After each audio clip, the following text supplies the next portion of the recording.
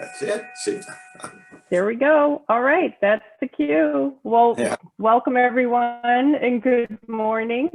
This is the Great Lakes St. Lawrence Legislative Caucus's final quarterly web meeting for the year. I'm Lisa Hanaira with the Council of State Governments. I direct the caucus, and I'm hosting today along with John Davis in the CSG Midwest office, and Jenny Chidlow is on the technology. So thank you both.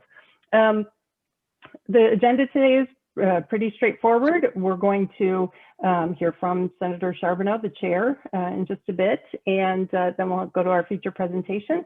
And the only business item today is the transition in GLLC leadership. So nice and short, we'll be done in an hour. Jenny, if you'll advance to the next slide. I'm sure everybody understands webinar technology this late in our pandemic year, but in case you don't, we do have different opportunities for you to ask questions. If you're watching live, or if you're not just calling in, under the participants panel, you can click on raise your hand. You could type your question into the chat pane. And if you're calling in and don't have access to those things, feel free to email your question to me at GLLC@csg.org. I put the slides in the chat pane for those who like to follow along. We ask that everyone show your video during the Q&A period if you're going to ask a question. And then also during the business session, it would be nice just so that we can see people face to face, recognizing that some people have better internet than others. So if you need to keep it off, that's fine. And then you know how to switch from speaker view to gallery view, I hope. And oh, the last thing is we are recording, and the event recording will be on our website at greatLakesLegislators.org later today. And with that, I will turn it over to you, Senator Charbonneau, to get us started. Thank you, Lisa. I appreciate you getting us all set up and ready to go. And as Lisa mentioned, this is our last meeting for 2020, and my last as the chairman of the caucus. It's been a great time.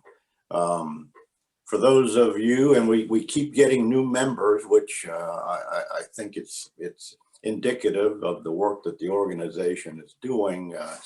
I'd like to just briefly give a little commercial about the organization, Great Lakes St. Lawrence Legislative Caucus. And we refer to it as the GLLC.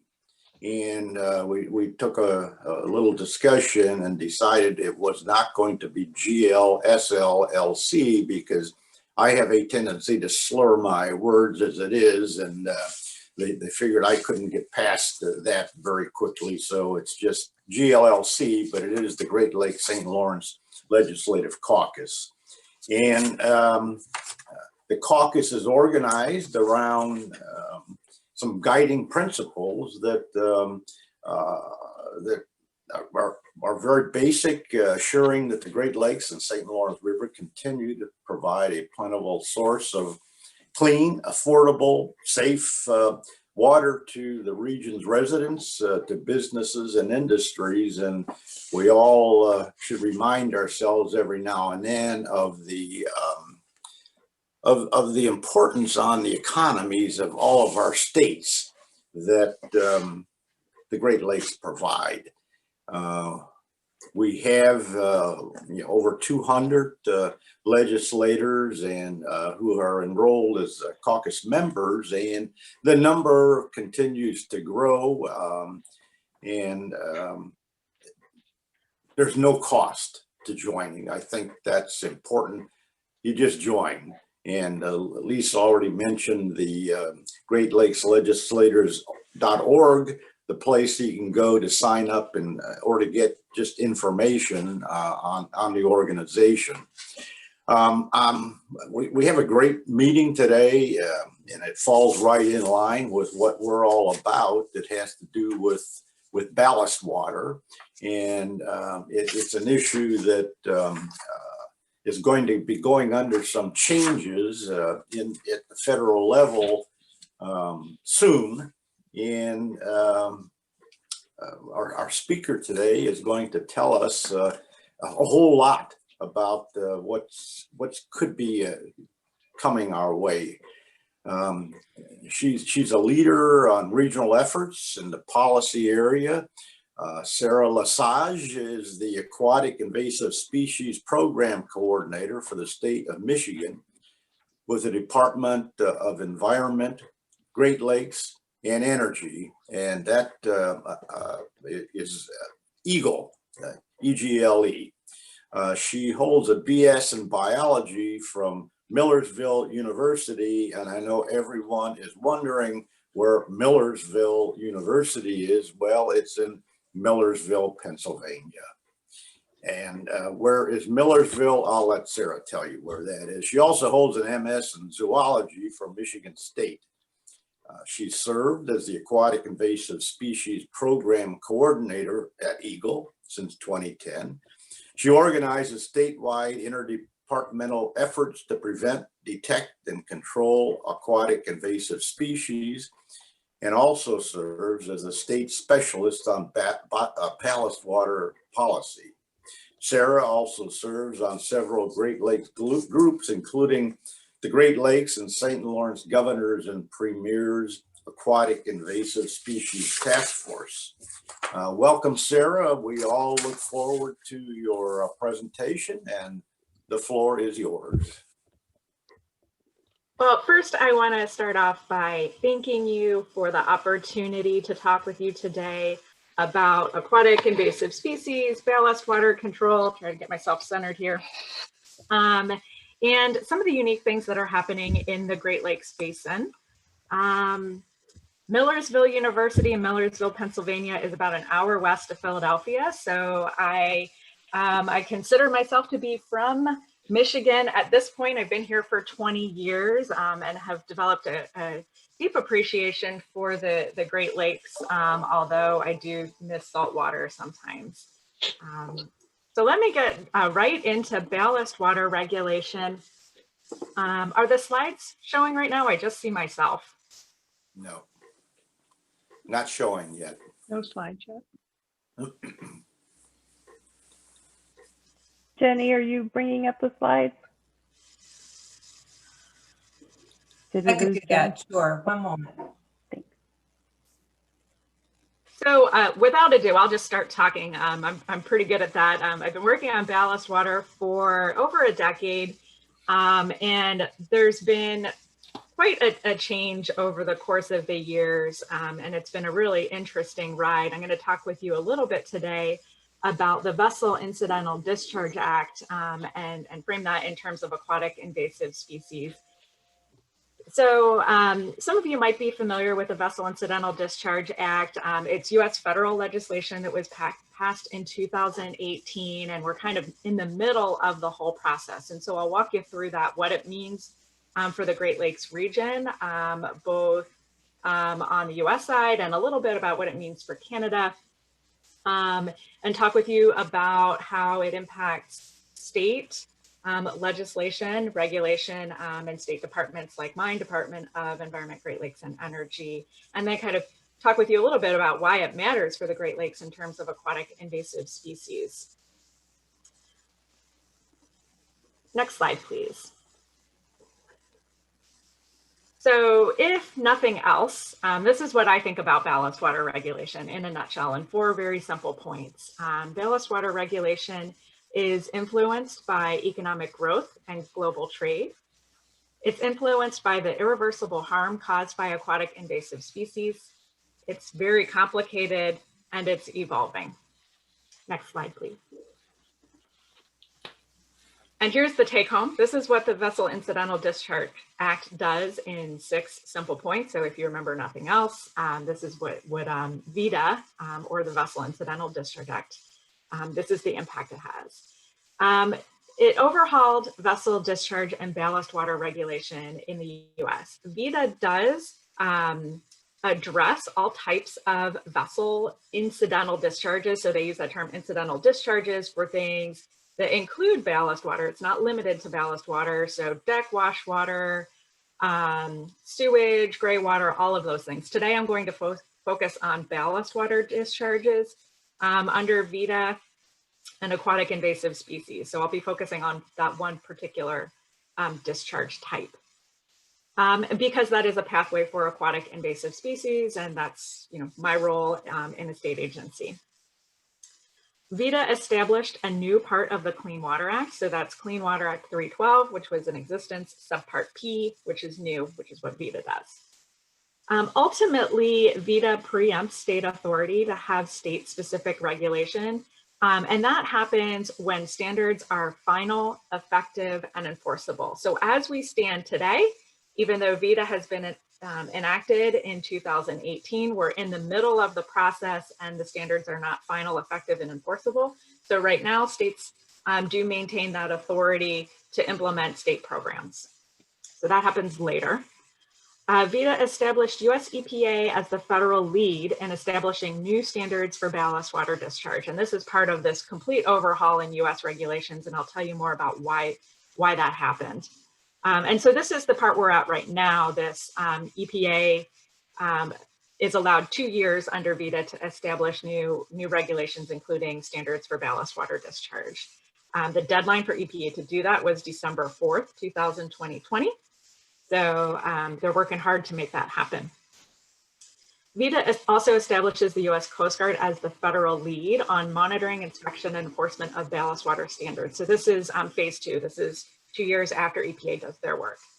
And then lastly, this is one of the most interesting parts, I think, about aquatic invasive species.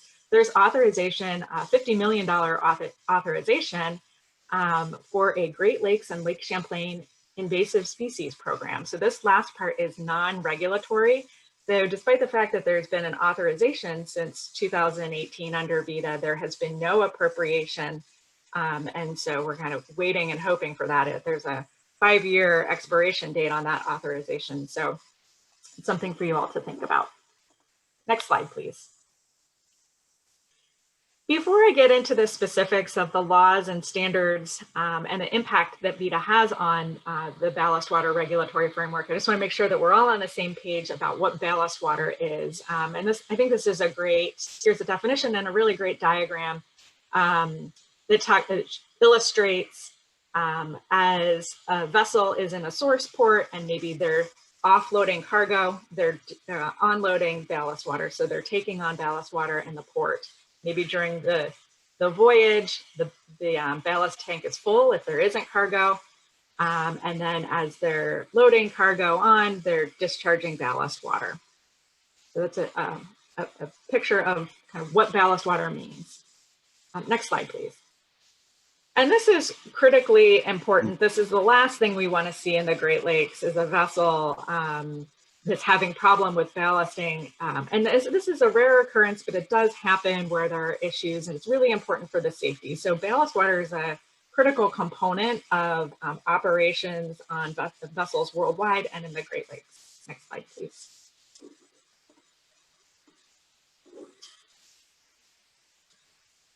Through this, this diagram, I want you to think about connectedness. So clearly we're connected to the global economy and ballast water regulation is influenced by that. So in panel A here, it's showing direct connections. So one-step connections from the Great Lakes to other ports. So a vessel is transiting from that port of origin to the Great Lakes. And then if you start expanding on thinking about two-step connections, you know, the connections increase and so on. So that global connectedness is something to think about in terms of regulation, but also in terms of aquatic invasive species. Next slide. And just to add a little bit of realism, this is a screenshot, marine traffic. Anybody has access to this type of information at any time. This is what, at 6 a.m., this is what marine traffic looked like in the Great Lakes and the St. Lawrence Seaway. So you can see green cargo vessels transiting out into the Atlantic Ocean through the St. Lawrence Seaway. Some of those vessels are ocean-going vessels. Some of those vessels are what we call lakers. So they're either confined to the St. Lawrence Seaway or maybe confined to the upper Great Lakes if they're much larger vessels. And so you know, we can see these models, we can see diagrams, but you know, this is the reality, is that we have vessels moving around all the time and all day, all night. Next slide, please.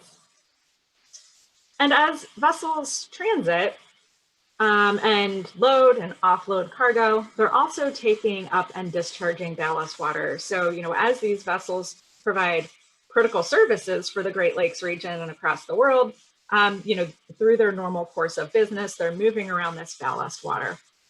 And so here on this figure, there are locations of ballast water uptake that are represented in green dots, and the size corresponds to the volume. This is over the course of, I think, maybe 8 or 10 years. And then discharges are in purple. So for example, you can see the port in Detroit is typically where ballast water is taken up. Duluth is well known as a place where lots of ballast water discharges occur. Next slide. So along with that ballast water, small life stages of plants, animals, and even diseases can be transported across the world or from port to port across the Great Lakes. And historically, ballast water has been the main pathway of introduction for new non-native species in the Great Lakes. So depending on the source, ballast water has accounted for between something like 55 to 70% of the reported introductions since 1959. So on this figure, looking at the blue shape, this is cumulative invasions to the Great Lakes basin by vector. So the blue shape is shipping mediated introductions. And so, you know, that's historically a large portion of this, this set of species. But also notice that there is a leveling off in more recent history. That's due to best management practices, ballast water treatment technology that's being installed and operated on vessels. So we're seeing fewer new species. And it's also important to note on this particular figure, not all of these newly established species are problematic. So this also includes trout and salmon, so things that we've introduced on purpose. Other species that I've pasted some pictures here are new introductions. So they're newly discovered species. They're all microscopic zooplankton, but based on risk assessments, they aren't expected to be problematic, like species like sea lamprey or zebra mussels. So not all non-native species are harmful. Next slide, please. Which kind of brings me to this definition of an invasive species. An invasive species is one that is non-native to a geographic area. So you might say non-native to Michigan, or non-native to the Great Lakes region, or non-native to the United States or Canada. But it also, along with being non-native, is likely to or does cause harm to economy, environment, or human health. And so this is the Michigan definition. There are slightly other definitions across the basin or other parts of the country, but this is the definition we use.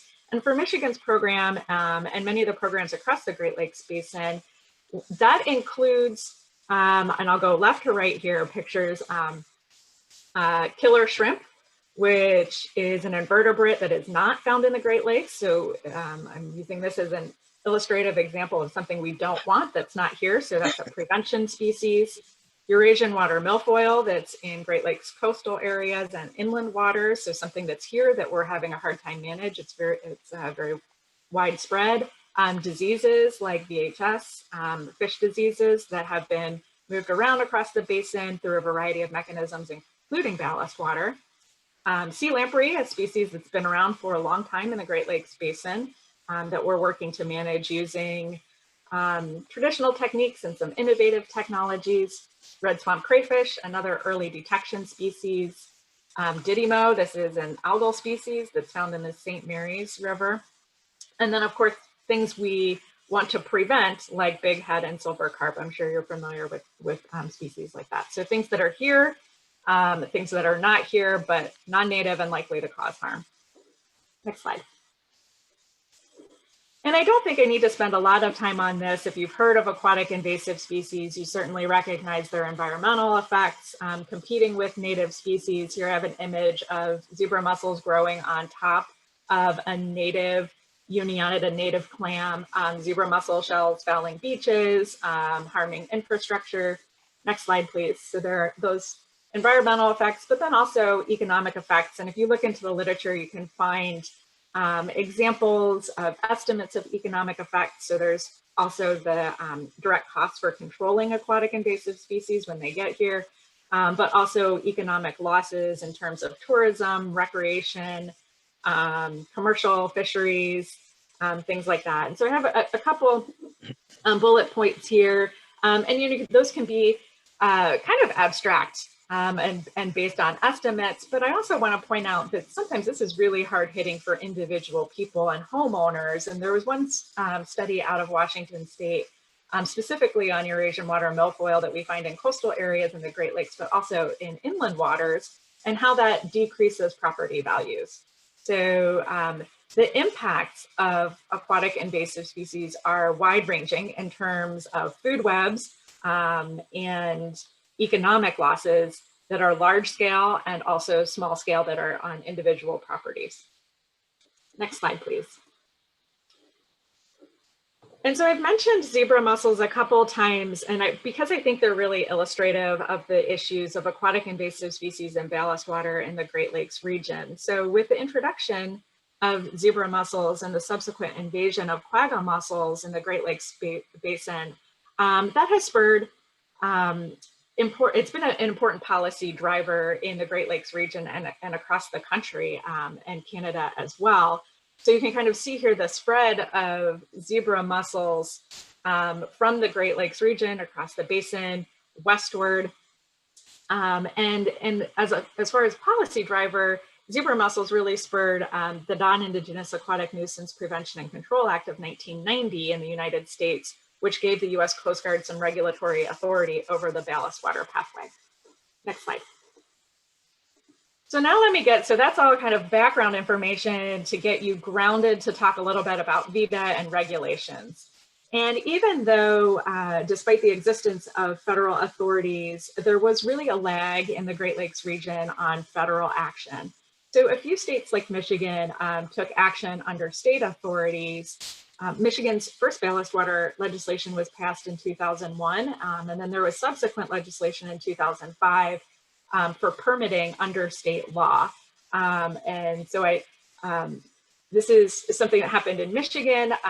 Similar processes happened in Minnesota, Wisconsin, where there are state laws for ballast water regulation.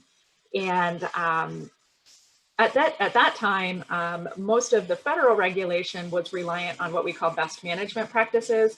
So flushing ballast tanks with salt water to remove organisms, and for anything that could survive in freshwater to provide some shock, osmotic shock, so those organisms don't live if they have that flushing. In Michigan at that time, back in 2007, we were requiring treatment. So using biocides or UV radiation to treat ballast water to ultimately with the intention of reducing the risk of new invasive species coming in from ocean-going vessels.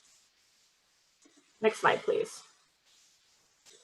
So this is a list of all the regulation, and this is actually the current state of play right now until the new ballast water standards are effective and enforced following the US Coast Guard rulemaking process. So this is our current state of play pre-VIDA going into the standards going into effect. So the Great Lakes and St. Lawrence Seaway implemented best management practice requirements in 2006. The International Maritime Organization, which is kind of like a worldwide governing body, started working on ballast water regulation and had a convention adopted in 2004. And then countries need to sign on to that for it to go fully into effect. That convention entered into force in 2017. Canada is a signatory to that international agreement. So Canada at the federal level is working on implementing those standards and requirements in tandem with what's happening on the US side. The US government is not signatory to that international convention. So we have two US federal entities that have regulatory authority. The US Coast Guard, their final rule in 2012, US EPA kind of lagged on their authority until 2008, where they implemented a ballast water regulation permit. On the US side, all of the Great Lakes states have the opportunity, or any state has the opportunity to certify that US EPA permit. All of the Great Lakes states exercised that authority to certify. But then, as I mentioned, Michigan, Minnesota, Wisconsin also have state regulations and permitting authority. Next slide, please. So over the years, there have been many challenges, advances, lawsuits, bill introductions at the state and federal level. But we've also seen great advances in our understanding of the shipping pathway through science and research, as well as the advance of treatment technology. So we see those fewer regulations or fewer introductions, but regulations continue to be challenging. And I've heard people compare it to too many layers, like the onion. I don't know, maybe ballast water regulations make some people cry. Sometimes I feel like it's such a challenging environment, brings a tear to the eye. But yeah, so many layers of regulation. It's a patchwork of regulation. We need to level the economic playing field. It's not fair to have these different regulations across jurisdictions, or that are different across, binational boundaries, international boundaries. So the purpose of VIDA was to establish a uniform national discharge standard for the United States. So that's where VIDA came into play over the years. Next slide. So I just want to come back to this slide again. Recognizing again, states ultimately cannot have more stringent standards, and I'll walk you through some of the provisions. And EPA is the federal lead for establishing those new standards. And so from here, I'm going to bring you through the process of what that looks like. Next slide, please. So this is wordy. We're moving away from the pictures of aquatic invasive species and shipping pathway into the more nitty gritty of what's in VIDA. So what's in the Clean Water Act, Section 312P. So this is kind of in a nutshell what it says that's relevant for states. States do maintain the ability to enforce federal standards and requirements. So states can work with EPA and the US Coast Guard on that. There are some key regional provisions in VIDA for the Great Lakes, recognizing the Great Lakes are a unique resource and require some unique protections. VIDA does require consultation during the development process with states, specifically governors. And then governors have some additional processes that can be implemented to provide feedback to rulemaking. Next slide. So I mentioned some of those extra measures specifically for the Great Lakes. VIDA codifies the requirement for ballast water exchange and saltwater flushing. That's the best management practice I mentioned earlier. And then VIDA also provides a process for petitioning. Governors can petition for more stringent standards, although that process in the Clean Water Act is rigorous and the bar is high. Next slide, please. So the development of more stringent standards, and so this would be after rules are final and effective and enforced, when state authority is preempted. If governors want to petition the federal government for more stringent standards, if what's being proposed requires additional equipment on vessels, all Great Lakes states need to agree for that petition to move forward. There's a minimum requirement of 5 if no additional equipment is required. So that collaboration and alignment would be key in making more stringent standards move forward. Next slide. And again, I mentioned the $50 million authorization for this Great Lakes and Lake Champlain Invasive Species Program. The lead for that, that potential program is Great Lakes National Program Office in EPA. And the purpose for that program is to monitor, detect species, work collaboratively on early detection and response, monitor vectors, other pathways beyond the shipping pathway, organisms in trade, recreational boating, things like that. So again, this is something that is an opportunity that has not been implemented through a congressional appropriation, and Great Lakes National Program Office would be the lead for pursuing that and organizing that. Next slide, please. So this is my last slide for ballast water. I want to bring you up to date on the status of where we are in the process for the Vessel Incidental Discharge Act. There have been conference calls with US EPA and US Coast Guards and others. Some of these are Great Lakes specific calls. Other are national public comment type calls or webinars. Those happened over the course of 2 years during the development of the standards. Formal comments were submitted by various entities, including the state of Michigan. We submitted a comment letter before the draft standards were even released. We did one as an individual agency, and we did a joint letter with Minnesota and Wisconsin. So lots of feedback going to EPA. EPA's draft standards, VIDA sets the kind of the bar for what the draft standards are at EPA's current regulations. And so there were some changes. Those draft standards were published in the Federal Register on October 26th. There was a 30-day public comment period, so that closed day before Thanksgiving. Groups like my organization, NGOs, the shipping industry, many others, tribes, Canadian federal government submitted some comments to EPA. So EPA now is in that process of working through those comments. I have a list here of just the general types of comments received. This is borrowed from a presentation from EPA given earlier this week. They just kind of summarized the types of comments they received. State comments in particular, that there was an inadequate comment period. 30 days was a hustle. Inadequate consultation with the states, that we were looking for more dialogue with EPA. Comments that the standard is less stringent, that some of the best management practices should be retained. Lakers, I mentioned very briefly, are vessels that are only operating in the upper Great Lakes or in the Great Lakes and the St. Lawrence Seaway. They have different technology requirements. They're operating in a very different environment in the Great Lakes with cold, fresh water. Those types of vessels are exempt to the proposed new standards. There were comments focused on that the technology analysis was inadequate, and also there were comments that there needs to be more binational work.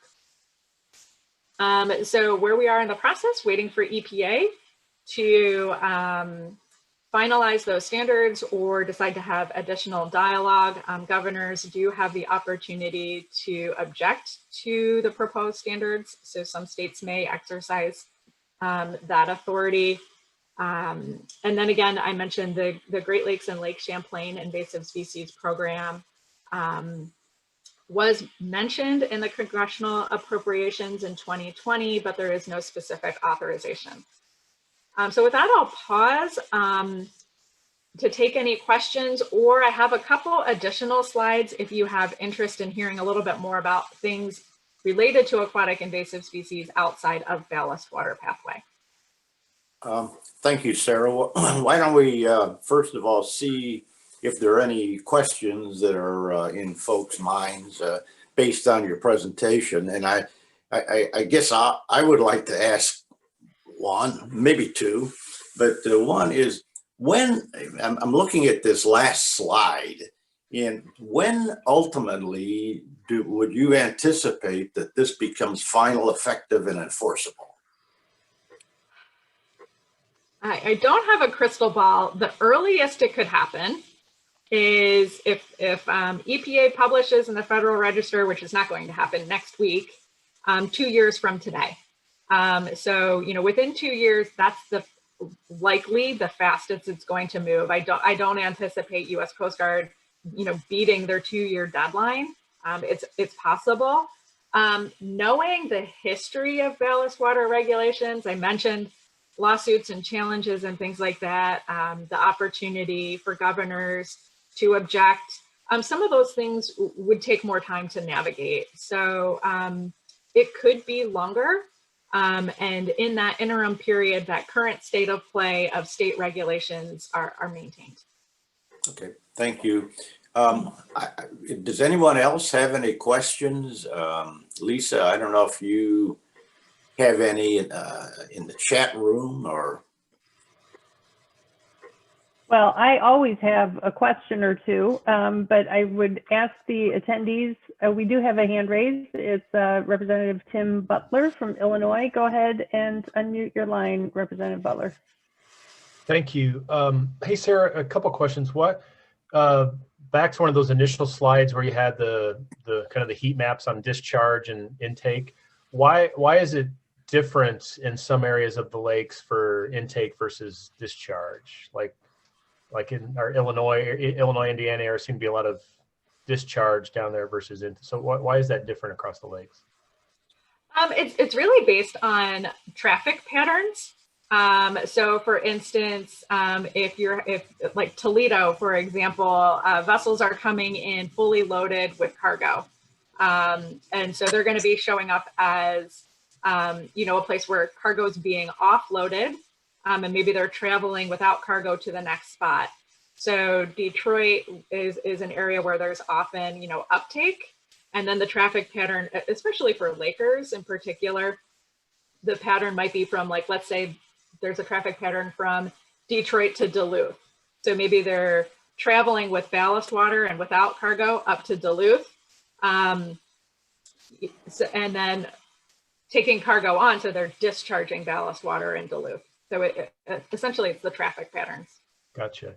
And then the other thing is, I know nothing really about ship design, but is there, moving forward, I would assume a lot of these vessels are older, but moving forward in ship design, is there some way to design, you know, these ships that they don't have to have as much ballast, you know, in them to make them work or anything? I just don't know anything about that. I just wonder if that's something that's ever discussed.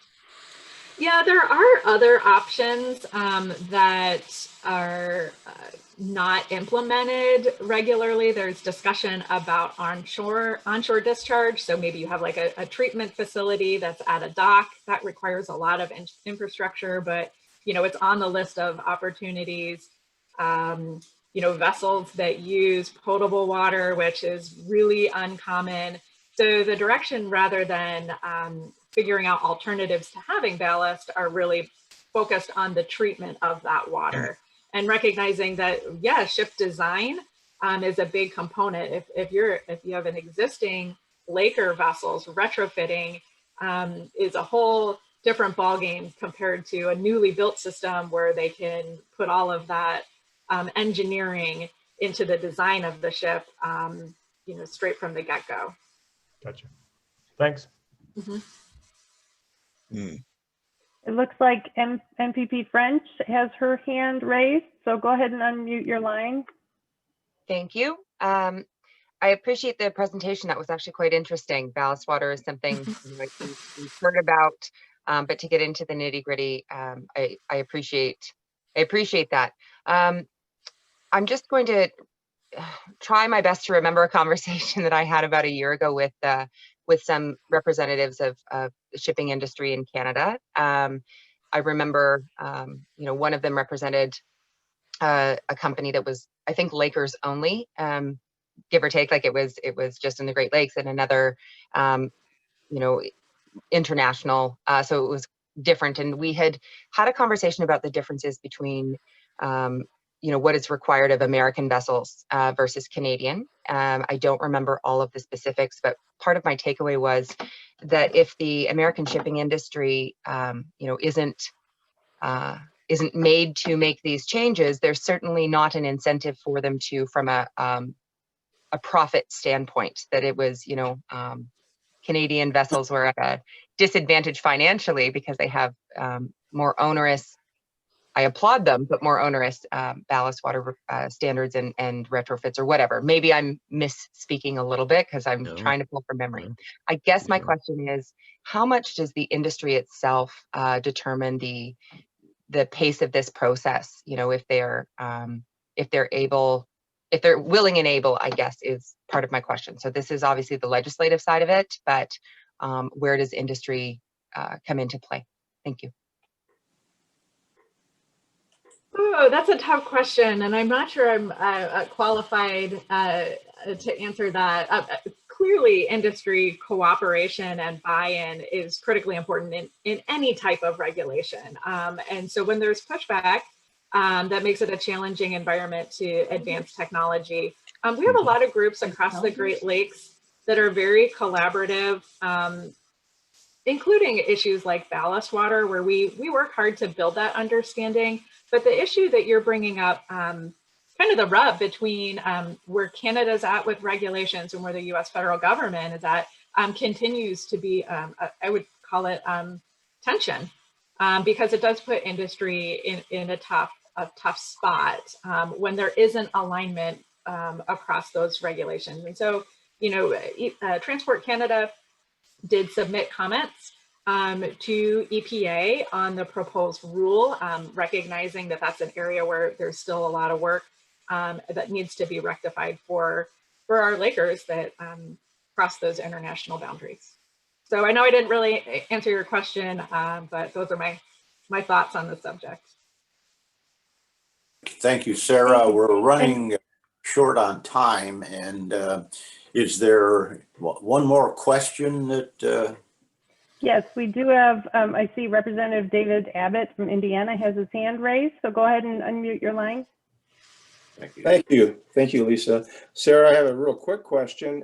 For further information on this, and I've had a bad internet connection, so I might have missed it. Where could we get a digest or a text of this proposed act? Maybe even a bullet point summary of what that's going to do effectively on the Great Lakes. I am not aware of one. You know, EPA has their website. I don't know that there are a lot of summary or executive summary documents. EPA has posted their PowerPoints on their website that were their public presentations. It's not Great Lakes specific.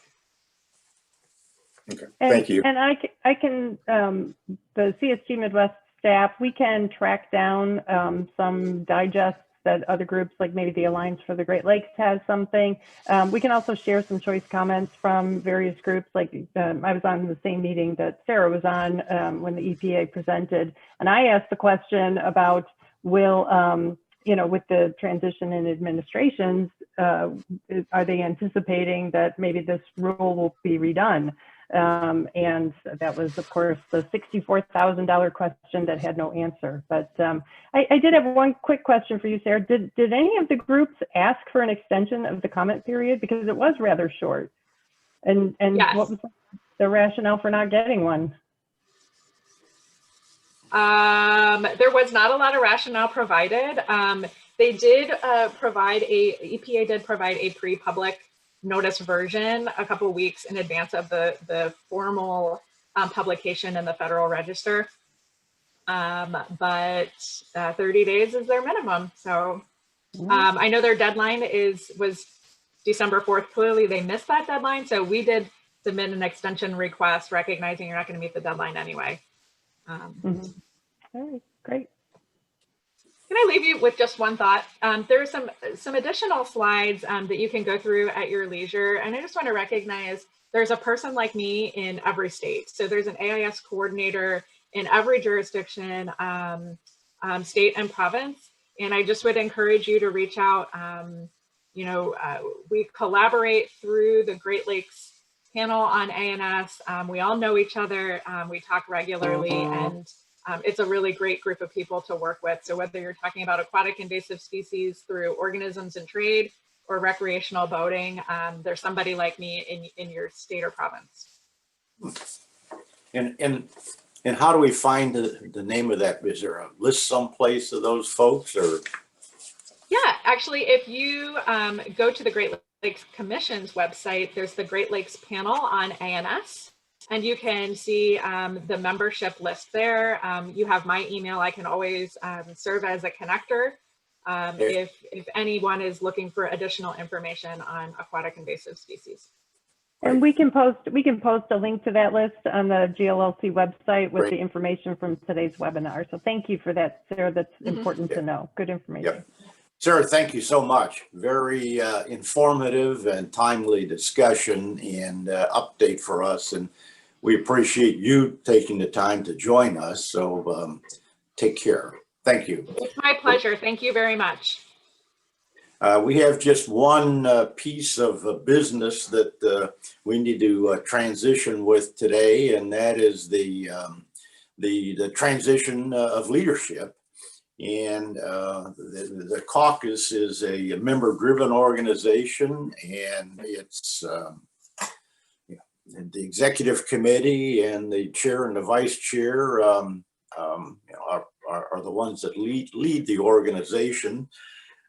In our October meeting, it was a virtual meeting, but we elected the new executive board members and new president and our chairman and vice chairman. So before we introduce the new leadership, I want to just take a minute and thank the outgoing members of our executive committee. And Laura, thank you. Thank you for Lisa. I'm sorry. For putting up the pictures of the 5 members who have been very instrumental in moving the organization forward over the last 2 years. So we do appreciate all your time, your commitment, your leadership in this area, and hope that just because you're leaving the executive committee, you don't lose sight of the reasons that you joined it to begin with, and continue to be involved, and and hopefully maybe take on one of the leadership positions as we move forward. We have first of all, the new leadership, the new chairman and vice chairman, Robin Gable from Illinois. And Robin has been on I think on the executive committee since we formed the organization back in somewhere around 2003. And Jennifer Schultz, who will be the vice chair from Minnesota. So but before I ask either of you if you would like to say something, I always like symbolisms, and I have had somebody prepare for me a gavel for you, Robin, that we could that I could hand to you. Unfortunately, it's virtual, and I have bad connections with my video sometimes, and this may look like a claw hammer, but it is a gavel that I want to pass on to you virtually. So, Robin, would you like to say a few words? Sure. Thank you, Ed. Thank you, Ed, so much. It's really been wonderful working with you on the executive committee as our leader this past couple of years. And I'm just so happy that you're doing well and everything's going well for you. Thank you. Yes. Actually, I wasn't elected to the General Assembly till 2010, so I haven't been on since 2003. But I'm looking forward to these next couple of years.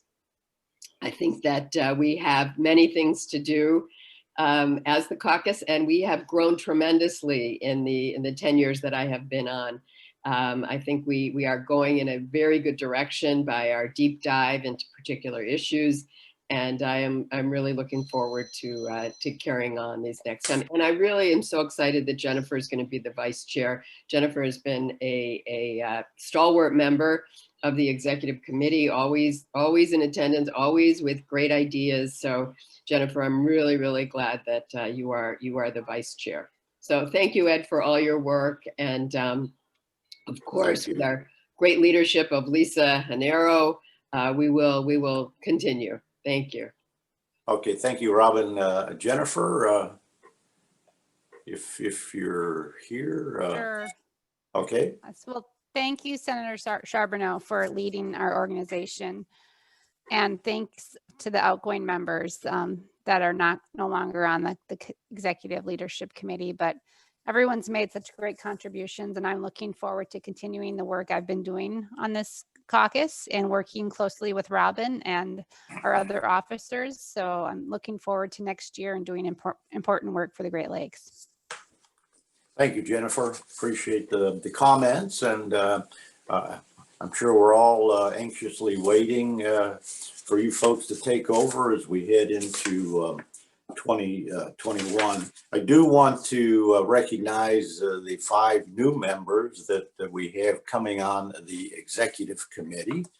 Representative Sonia Harper from Illinois, David Abbott, a good friend of mine, and I'm really encouraged to having him join the executive committee from Indiana.